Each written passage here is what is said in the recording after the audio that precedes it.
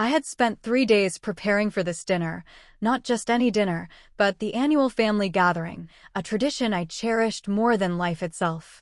My hands, though lined with the wisdom of 72 years, still moved with a practiced grace as I kneaded the dough for my famous apple pie, a recipe passed down through generations, each crimp of the crust a silent testament to countless memories.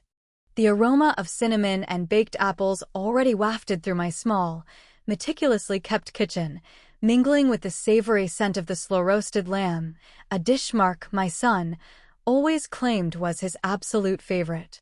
I had woken before dawn each day, meticulously cleaning every surface, polishing the silverware until it gleamed, and arranging the antique porcelain plates, each one a relic of family history, on the dining table.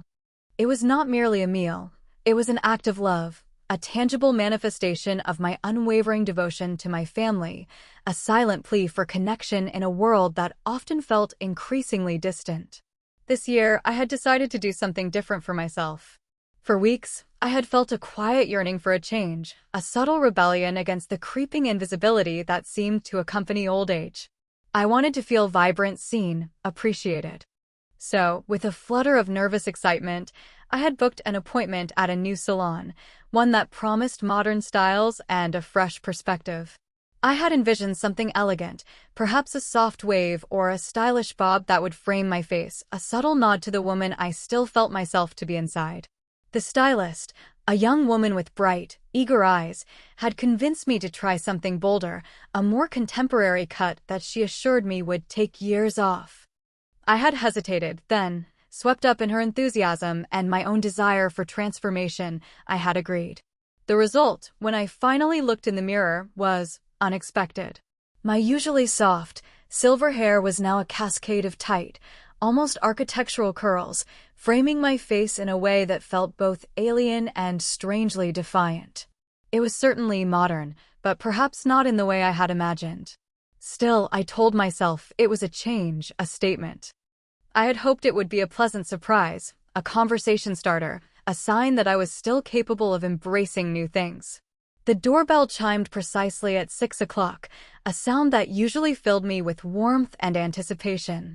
Mark, my only son, stood on my porch, his tall frame filling the doorway, a forced smile on his lips. Beside him, Sarah, his wife, clutched a designer handbag, her eyes already scanning my modest living room with a familiar, almost clinical assessment. Her gaze lingered for a fraction of a second on my new hairstyle, and I saw a flicker of something unreadable in her eyes before she quickly averted them. My heart, which had been beating a hopeful rhythm, faltered. "Mother, you've really outdone yourself," Mark said, his voice a little too loud, a little too jovial, as he stepped inside. He gave me a quick, perfunctory hug, his cheek brushing mine without genuine warmth.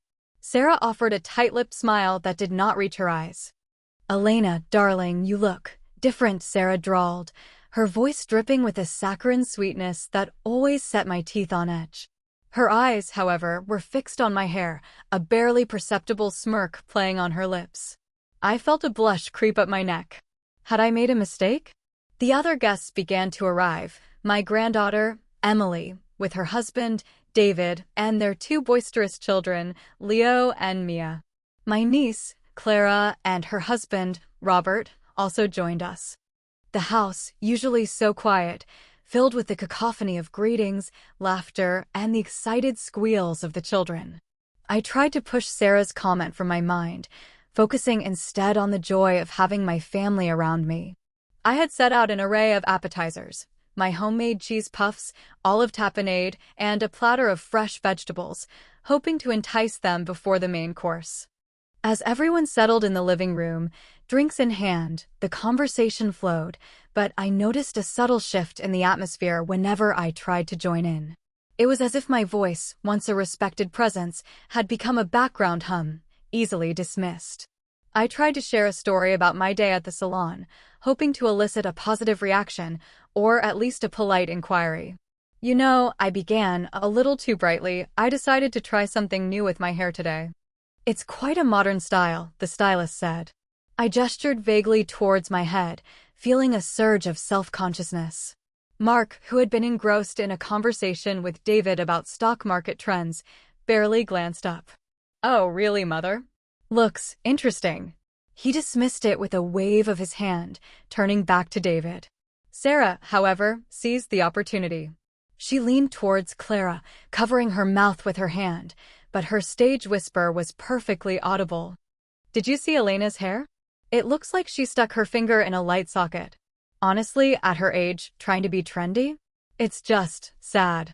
A ripple of suppressed giggles went through Clara and Robert. My heart plummeted. The warmth that had filled me moments ago evaporated, replaced by a chilling sense of humiliation. My cheeks burned. I felt a knot tighten in my stomach. I had tried to be brave, to step outside my comfort zone, and this was my reward. I excused myself, mumbling something about checking on the lamb, and retreated to the kitchen. The familiar comfort of my culinary domain offered little solace. The delicious aromas, which had filled me with pride, now seemed to mock me. I leaned against the cool countertop, a wave of nausea washing over me. How could they be so cruel? So dismissive? It was not just about the hair, it was about everything. It was about their constant need to control, to diminish, to make me feel small and irrelevant. The lamb was perfectly roasted, the potatoes golden, the vegetables vibrant. I carried the heavy platter to the dining room, my arms aching, my spirit heavier. As I placed it on the table, I heard Emily, my sweet granddaughter, whisper, "Grandma, your pie smells amazing." A small, fragile spark of hope flickered within me. Perhaps not all was lost.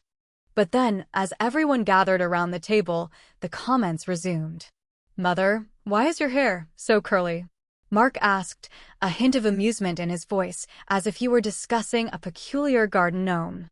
"It's a bit much, isn't it?" "Very dramatic."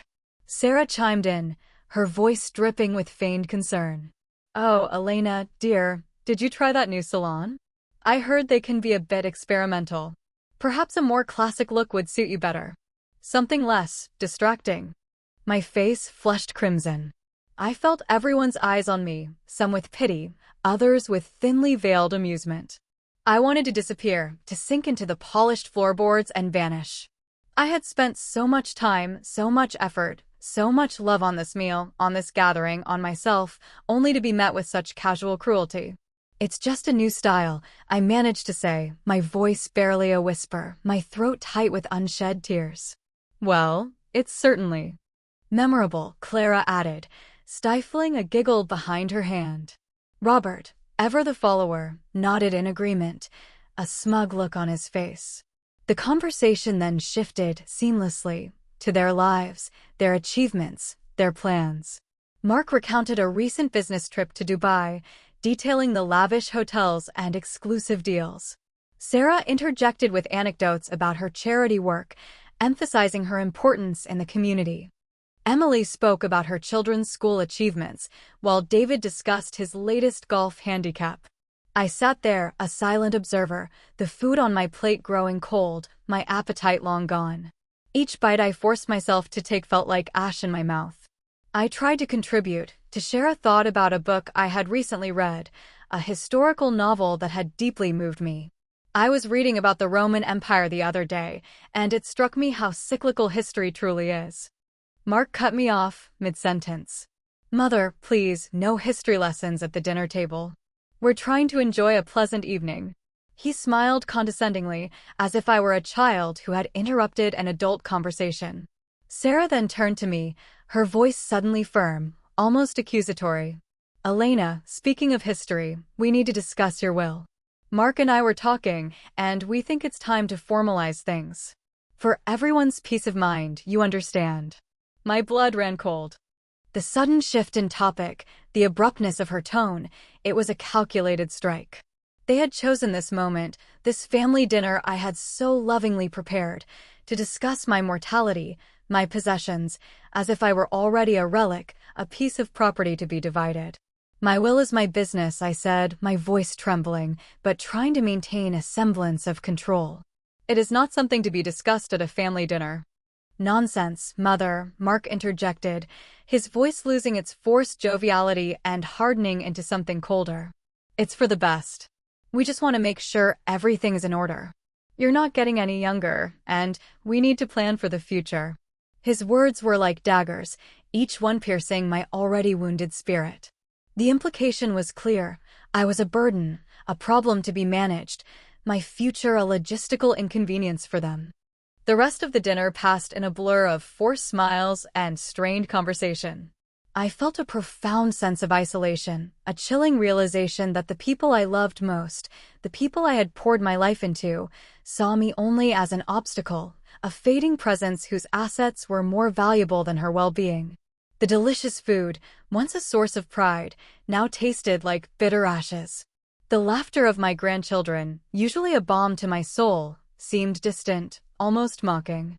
As the evening drew to a close, Mark and Sarah made their hasty goodbyes, promising to be in touch about the will. Their parting words felt hollow, devoid of any genuine affection.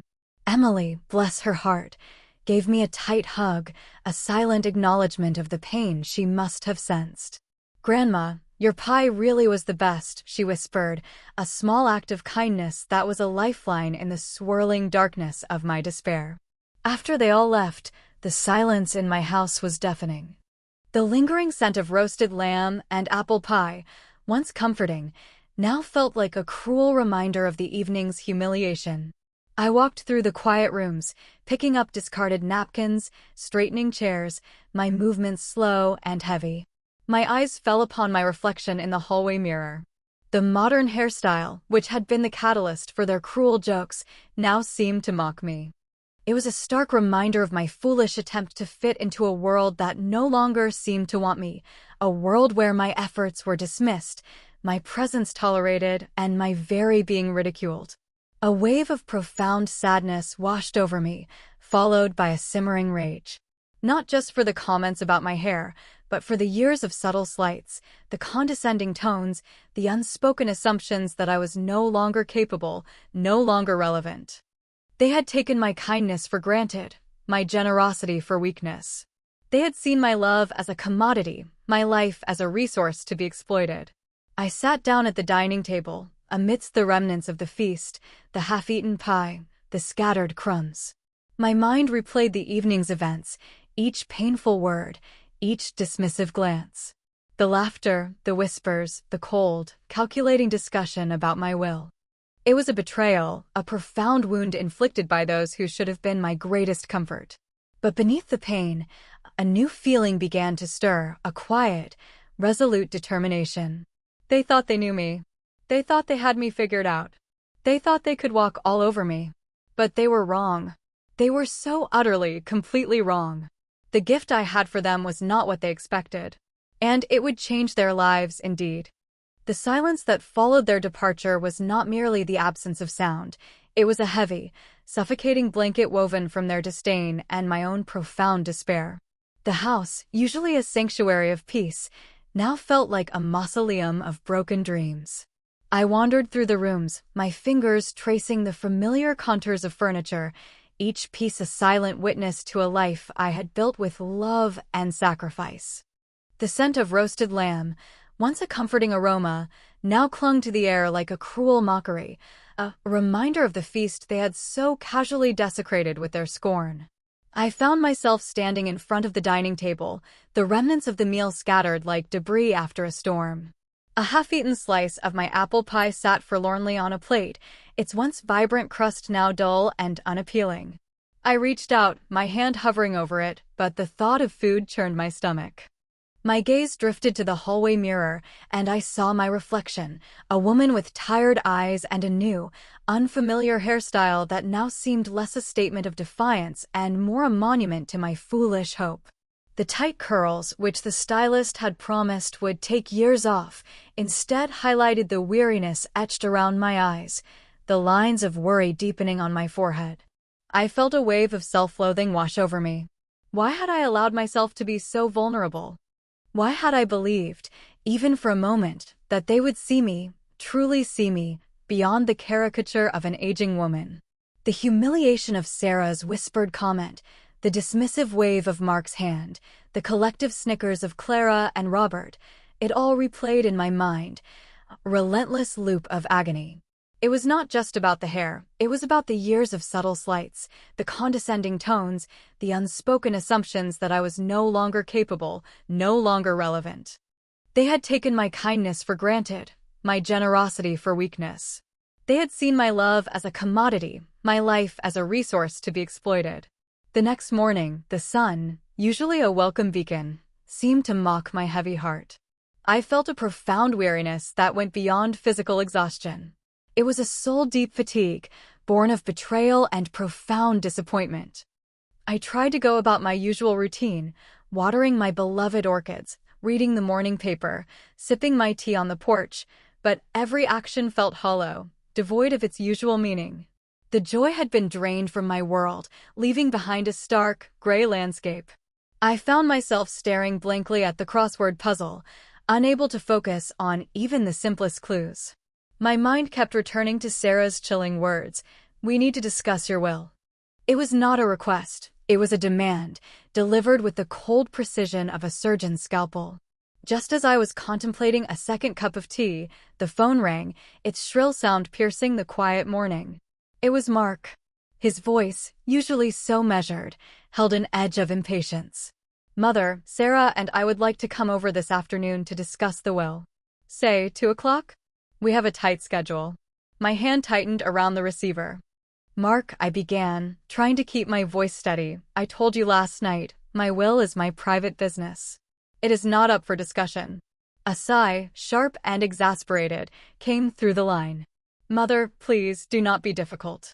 This is for your own good. We just want to ensure everything is in order, prevent any complications later on. It is a simple matter of planning." "Planning for what, Mark?" I asked, a tremor in my voice. "Planning for my demise? Am I already so irrelevant that my death is merely a logistical exercise for you?" There was a brief, uncomfortable silence on the other end. Then Sarah's voice, smooth as silk yet sharp as a razor, cut in. "Elena, do not be dramatic. We are simply being practical. You are not getting any younger, and we have your best interests at heart. Think of it as a proactive measure. We can come at 2, or would 3 be better for you?" Her tone left no room for negotiation. It was a statement, not a question. I felt a surge of indignation, a hot wave of anger rising to meet the cold tide of despair. "Neither 2 nor 3 works for me," I said, my voice gaining strength, though it still wavered slightly. "I have no intention of discussing my will with either of you." Another sigh, this one louder, more theatrical. "Mother, this is absurd," Mark said, his patience clearly wearing thin. "We are your family. We care about you. We are simply trying to help." "Help me into my grave, it seems," I retorted, the words escaping before I could stop them. A gasp from Sarah. "Elena!" she exclaimed, her voice laced with outrage. "That is an utterly inappropriate thing to say. We are trying to be responsible adults, and you are behaving like a petulant child." "A petulant child?" I repeated, my voice rising. "I am a woman who has lived 72 years, raised a son, buried a husband, and built a life with my own 2 hands. I have managed my finances, my home, and my affairs perfectly well without your help for decades. And I will continue to do so." "This is not about your ability to manage, Mother," Mark interjected, his voice now dangerously low. "This is about the future. About ensuring that everything is distributed fairly and without unnecessary complications. We simply want to understand your wishes." "My wishes are clear," I said, my voice firm despite the tremor in my hands. "I will make my own decisions regarding my estate, and I will do so when I deem it appropriate. Not when you demand it." The conversation devolved into a heated exchange, their voices growing louder, more insistent, mine trembling with a mixture of fear and defiance. They accused me of being stubborn, unreasonable, and ungrateful. I accused them of being greedy, disrespectful, and manipulative. The line eventually went dead, leaving me with a pounding heart and a bitter taste in my mouth. The phone call left me shaken, but also, surprisingly, with a flicker of something new, resolve. For too long, I had allowed their subtle aggressions to chip away at my self-worth. For too long, I had tried to appease them, to maintain a semblance of family harmony, even at the cost of my own dignity. But no more. Their blatant disregard for my feelings, their thinly veiled attempts to control my life and my assets, had ignited a spark that had long lain dormant within me. The following days were a tense, silent standoff. Mark and Sarah did not call again, but I felt their presence, a looming shadow over my peace. I knew this was merely the calm before the storm. They were not accustomed to being denied, and I knew they would not give up easily. I spent hours poring over old documents, bank statements, and legal papers, my mind racing. I had always been meticulous with my affairs, a habit instilled in me by my late husband, Arthur, who had been a shrewd businessman. He had taught me the importance of foresight, of protecting one's assets, of ensuring one's legacy. As I sifted through the papers, a memory surfaced, a conversation with Arthur years ago, about a specific investment he had made, a contingency plan. He had called it, just in case. He had always been a man of foresight, a man who anticipated every possible scenario. I remembered his words, Elena, always have a trump card. Something they do not expect. The memory brought a faint smile to my lips, a rare moment of warmth in the chill of my solitude. Arthur had always understood me, always supported my quiet strength. He had been my anchor, my confidant. His absence was a constant ache, but his wisdom continued to guide me. A week later, the doorbell rang again. This time, it was not Mark. It was a stern-faced woman in a dark suit, holding a clipboard. She introduced herself as Miss Davies, a representative from Elder Care Solutions. My heart sank. I knew instantly who had sent her. Mrs. Petrova, she began, her voice devoid of emotion, I am here to conduct an assessment of your living situation. Your son, Mr. Mark Petrova, has expressed concerns about your well-being and your ability to live independently. My blood ran cold. This was their next move. Not a direct confrontation, but a subtle, insidious attempt to undermine my autonomy, to paint me as incapable, to pave the way for their ultimate goal, control over my life and my assets. My living situation is perfectly adequate, Miss Davies, I said, my voice tight with suppressed anger. And I am perfectly capable of living independently. With all due respect, Mrs. Petrova, she replied, her eyes scanning my living room, lingering on the slightly dusty bookshelf, the stack of magazines on the coffee table, as if searching for evidence of my supposed decline. Mr. Petrova has provided us with a detailed account of his concerns. He mentioned a recent incident regarding your appearance and a general forgetfulness regarding financial matters. My cheeks burned. The incident regarding my appearance was clearly a reference to my hair. And general forgetfulness regarding financial matters was a blatant lie, a fabrication designed to justify their intrusion. They were twisting every interaction, every perceived misstep, into a narrative of my incompetence. My son is mistaken, I stated, my voice firm. And he is overstepping his bounds. I do not require your services, nor do I consent to this assessment. Ms. Davies, however, was unperturbed. She pulled out a form. Mrs. Petrova, if you refuse to cooperate, we will be forced to file a report with Adult Protective Services, citing your son's concerns. That could lead to a more formal investigation and, potentially, a court order for a guardianship. A guardianship. The words hung in the air, heavy with menace. It was the ultimate threat, the complete stripping away of my independence, my identity. I felt a cold dread seep into my bones. This was no longer just about money or respect, it was about my very freedom. I stood my ground, however, refusing to let her intimidate me. I will not cooperate with this charade, I declared, my voice trembling but resolute. You may file whatever report you wish. I will fight it. Ms. Davies sighed, a theatrical gesture of exasperation. Very well, Mrs. Petrova. I will inform Mr. Petrova of your decision. Be aware that this will only complicate matters. With that, she turned and left, leaving behind a lingering scent of sterile professionalism and a chilling sense of dread. The encounter with Ms. Davies left me reeling. The audacity of Mark and Sarah, their willingness to resort to such underhanded tactics, was a bitter pill to swallow. They were not merely disrespectful, they were actively trying to strip me of my autonomy, to render me powerless.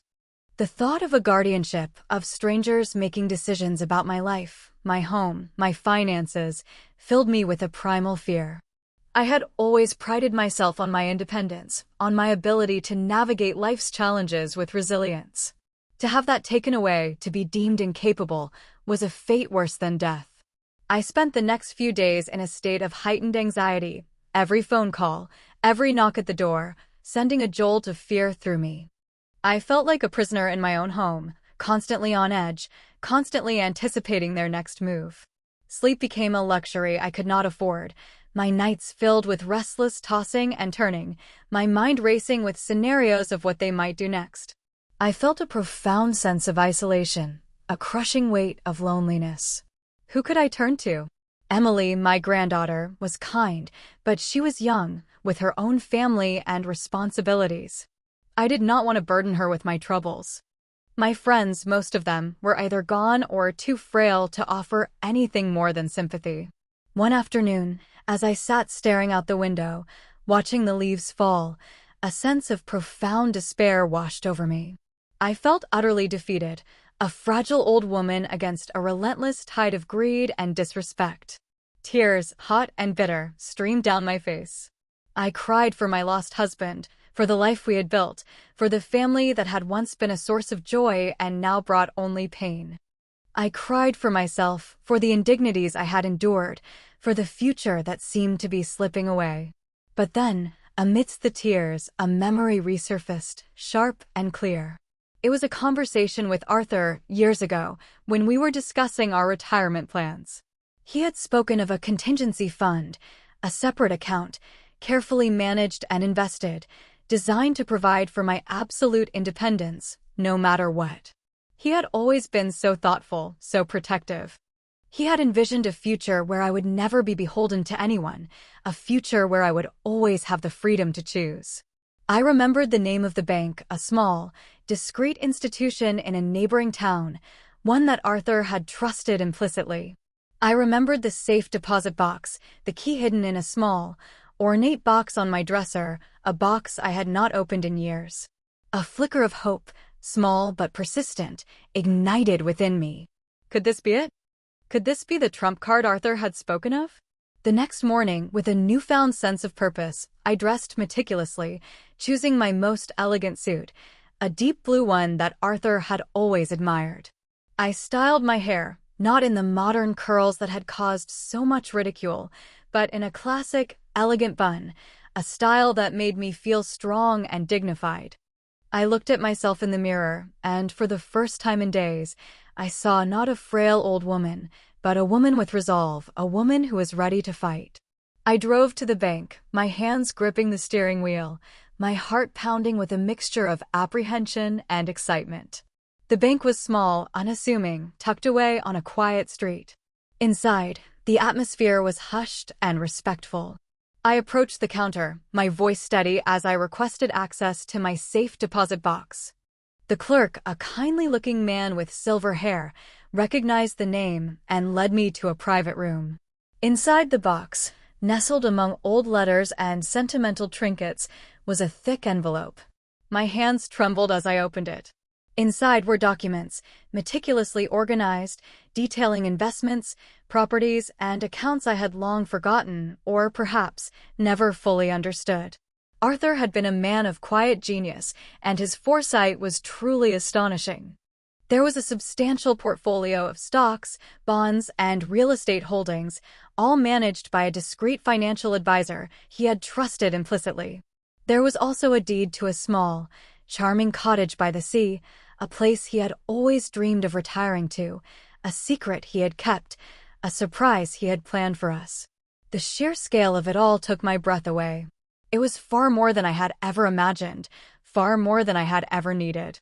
It was a fortune, carefully accumulated and protected, a testament to Arthur's unwavering love and his desire to ensure my security.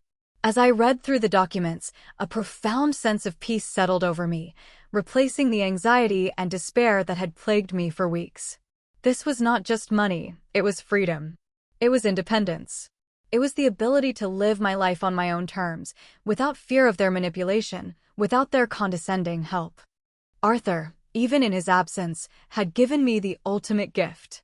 I returned home, the envelope clutched tightly in my hand, my mind buzzing with a newfound clarity. The despair had vanished, replaced by a quiet, fierce determination. They thought they had me cornered. They thought they could dictate my future. But they were wrong. They were so utterly, completely wrong. The gift I had for them was not what they expected. And it would change their lives, indeed. The next morning, I received a formal letter from Elder Care Solutions, informing me that a preliminary report had been filed with Adult Protective Services, citing concerns about my cognitive decline and inability to manage my affairs. It was a cold, clinical document designed to strip me of my dignity. But as I read it, a faint smile touched my lips. They had played their hand. Now it was my turn. I knew what I had to do. I would not confront them directly, not yet. I would not give them the satisfaction of seeing my anger, my pain. Instead, I would move with quiet precision, like a chess master planning her next move. I would use Arthur's gift, his foresight, to dismantle their carefully constructed narrative of my incompetence, to expose their greed for what it truly was. The game had changed. And I, Elena Petrova, was ready to play. The cease and desist order, delivered by a stern-faced courier, landed on Mark and Sarah's doorstep like a thunderclap. I imagined their faces, contorted in disbelief and fury, as they read the meticulously crafted legal document from Ms. Vance's firm. The silence that followed was not merely the absence of their usual incessant calls and demands. It was a palpable void, a vacuum of their stunned disbelief. I knew they were reeling, their carefully constructed narrative of my incompetence shattered by the undeniable force of legal authority. This was the quiet before the storm, the tense pause before their inevitable, desperate counterattack. I felt a strange mix of apprehension and exhilaration. The game was reaching its climax, and I was ready. A few days later, my phone, which had been eerily silent, sprang to life. It was Mark, his voice a strained whisper, devoid of its usual condescending tone. "Mother," he began, "what is the meaning of this? This legal document? What have you done?" His voice cracked with a mixture of fear and confusion, a sound I had not heard from him since his childhood. "I have done what any rational, competent individual would do, Mark," I replied, my voice calm, almost detached. "I have protected myself from malicious and unfounded accusations. I have asserted my legal rights. But Elder Care Solutions?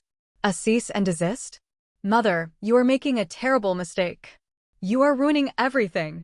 His voice rose in pitch, betraying his panic. "I believe the only ones ruining anything are you and Sarah," I stated, my voice unwavering.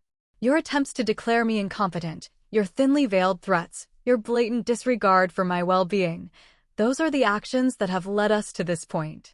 Then Sarah's voice, shrill and indignant, cut in. "Elena, how could you? We are your family. We were only trying to help. This is an outrageous slander." "Help," I scoffed, a bitter laugh escaping my lips. "You call mocking my appearance at a dinner I painstakingly prepared, then sending a stranger to assess my mental state, help? You call attempting to seize control of my life and my assets, help? Your definition of help is rather twisted, Sarah. But your will." Mark stammered, his voice laced with desperation. "We just wanted to make sure everything was in order. For your sake, Mother."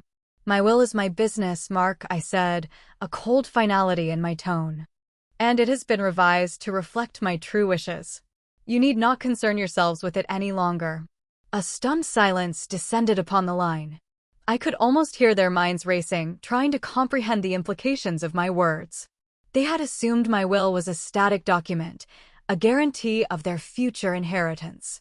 They had assumed I was too frail, too naive, to change it. Their silence was more satisfying than any argument. "I have nothing further to discuss with either of you," I concluded, and without waiting for a reply, I ended the call. I felt a tremor run through me, a mixture of adrenaline and a deep, quiet satisfaction. I had stood my ground.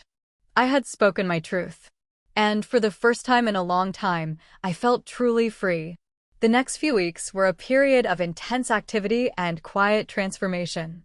Miss Vance and Mr. Thorne worked tirelessly, systematically dismantling every legal avenue Mark and Sarah attempted to pursue. The report from Elder Care Solutions was officially retracted, their accusations dismissed as unfounded. Any further attempts by Mark and Sarah to contact me were met with swift and firm legal responses, reinforcing the cease and desist order. They were effectively cut off, their access to me severed, their manipulative tactics rendered powerless. During this time, I also embraced my newfound freedom.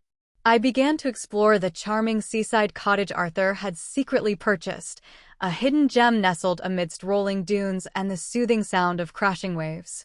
It was a haven of tranquility, a stark contrast to the tension that had permeated my city home. The cottage was small but exquisitely designed, with large windows overlooking the ocean, a cozy fireplace, and a vibrant garden that bloomed with colorful hydrangeas. It was a place where I could truly breathe, where the weight of their expectations and their contempt could finally lift. I spent hours walking along the beach, feeling the sand between my toes, the salty air invigorating my senses. I rediscovered my love for painting, setting up an easel on the porch and capturing the ever-changing hues of the ocean. I even joined a local book club, finding kindred spirits among women who shared my love for literature and lively discussion. My relationship with Emily, my granddaughter, blossomed during this period. She called frequently, not with demands or veiled criticisms, but with genuine concern and affection. She visited me at the cottage, bringing her children, Leo and Mia, who delighted in building sandcastles and chasing seagulls. Emily never once mentioned Mark or Sarah's actions, nor did she question my sudden financial independence. She simply accepted my choices, offering unwavering support and love. It was a balm to my wounded soul, a reminder that true family connection was not about blood ties alone, but about respect, empathy, and genuine care. One crisp autumn afternoon, as I was enjoying a cup of tea on the cottage porch, a letter arrived. It was from Mark and Sarah, but unlike their previous hostile correspondence, this one was thin, almost flimsy. I opened it with a sense of trepidation, my heart pounding. It was a plea, a desperate cry for help. Their investments, it seemed, had taken a catastrophic turn. A risky venture Mark had poured a significant portion of their savings into had collapsed, leaving them in dire financial straits. Sarah's charity work, it turned out, was a thinly veiled attempt to gain social standing, and her lavish spending had left them deeply in debt. They were facing foreclosure on their opulent home, their cars were being repossessed, and Mark's once promising career was in jeopardy due to a series of poor decisions and ethical lapses. They were, in essence, facing financial ruin. The letter was filled with apologies, with desperate pleas for forgiveness, with promises of changed behavior. They spoke of their deep regret for their past actions, their misguided attempts to help, their profound realization of my true worth. They begged for a loan, a bailout, a lifeline to pull them from the abyss they had created for themselves. I read the letter again, slowly, deliberately, each word a bitter echo of their past cruelty. The mockery of my hair, the condescending tones, the attempt to declare me incompetent, the relentless pressure to control my life, it all flashed before my eyes. They had seen me as a burden, a resource to be exploited, and now, when their own carefully constructed world was crumbling, they came crawling back, seeking salvation from the very person they had so cruelly dismissed. A cold, hard knot formed in my stomach. This was the moment of truth. This was the ultimate test of my resolve. Could I, after all they had done, extend a hand of forgiveness? Could I truly let go of the bitterness and resentment that had festered within me for so long? I closed my eyes, taking a deep, steadying breath. I thought of Arthur, his wisdom, his foresight. He had prepared me for this. He had given me the means to be independent, not just financially, but emotionally. He had taught me that true strength lay not in vengeance, but in self-preservation, in choosing my own path, in living a life of dignity and purpose. I picked up the phone and called Ms. Vance. I explained the situation, reading excerpts from the letter. She listened patiently, then offered her counsel. "Mrs. Petrova," she said, her voice devoid of judgment, you are under no obligation to assist them. Their current predicament is a direct consequence of their own actions. However, the choice is entirely yours." I thanked her and hung up. I sat there for a long time, the letter in my hand, the ocean waves crashing rhythmically in the distance. The sun began to set, painting the sky in hues of orange and purple. I thought of Emily, her kind eyes, her genuine affection. I thought of Leo and Mia, their innocent laughter echoing through the cottage. I thought of the charities I had chosen to support, the lives I could touch with Arthur's legacy. My decision was not born of malice, but of self-preservation, of a profound understanding of what true family meant. It was not about punishing them, but about protecting myself, about honoring Arthur's legacy, and about living a life free from their toxic influence. The next day, I had Mr. Thorne draft a formal response to Mark and Sarah's letter. It was polite, concise, and utterly devoid of emotion. It stated, simply, that while I acknowledged their situation, I was unable to provide the financial assistance they requested. It wished them well in resolving their difficulties and reiterated that all future communications must go through my legal counsel. There was no recrimination, no gloating, no emotional outburst. Just a quiet, firm boundary. I also made a point of publicly announcing my significant donations to the charities I had chosen. I attended galas, gave interviews to local newspapers, and spoke passionately about the importance of elder independence and animal welfare. My name, Elena Petrova, once whispered with derision, was now spoken with respect and admiration in the community. Mark and Sarah, who had once reveled in their social standing, watched from the sidelines as their mother, the woman they had mocked and tried to discard, became a celebrated philanthropist, a symbol of resilience and generosity. The irony was palpable, a silent, public rebuke that cut deeper than any angry word. I continued to live my life at the seaside cottage, surrounded by the beauty of nature and the genuine affection of Emily and her children. My days were filled with purpose, with painting, reading, gardening, and the quiet joy of true connection. Mark and Sarah, on the other hand, found themselves increasingly isolated. Their attempts to regain their social standing were met with cold shoulders and thinly veiled contempt. Their financial woes deepened, and the grand home they had once flaunted was eventually foreclosed upon. They were forced to move into a small, rented apartment, their lives a stark contrast to the opulence they had once enjoyed. They tried to reach out again, sporadically, their pleas growing more desperate. But I remained firm, my boundaries unyielding. I did not revel in their misfortune, but I felt no guilt either. They had made their choices, and they were now facing the consequences. My life, once overshadowed by their negativity, was now vibrant, fulfilling, and free. The final, devastating blow came when Arthur's original will, the one that had left everything to Mark, was finally revealed to them.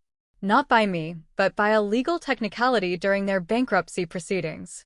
They discovered that the small savings they had scoffed at were, in fact, a carefully managed, multi-million-dollar portfolio, now entirely mine and largely allocated to charities and Emily. The shock, I was told, was immense. The realization that they had squandered their chance at immense wealth, that they had alienated the very person who could have saved them, was a bitter pill indeed. They had lost everything, not because I had actively sought their ruin, but because their own greed and cruelty had blinded them to the true source of their potential fortune.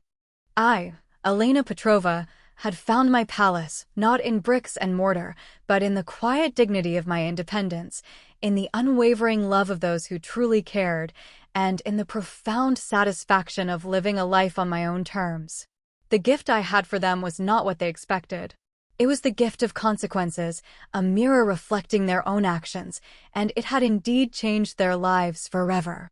I finally lived a life full of freedom and dignity, enjoying my independence, while they faced the bitter reality of their choices, stripped of their reputation, their wealth, and their misplaced sense of entitlement. My wisdom, my resilience, and Arthur's foresight had triumphed.